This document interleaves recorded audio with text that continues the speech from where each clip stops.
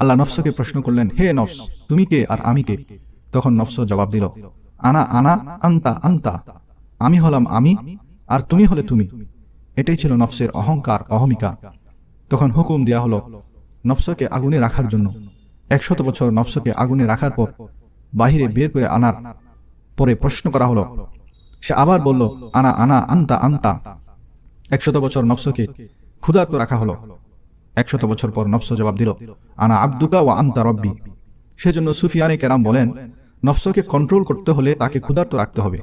এক বুজুর্গ বলেন, যখন বলতে ইচ্ছে করে তখন চুপ হয়ে যাও, আর যখন চুপ থাকতে ইচ্ছে করে তখন বলা আরম্ভ করো।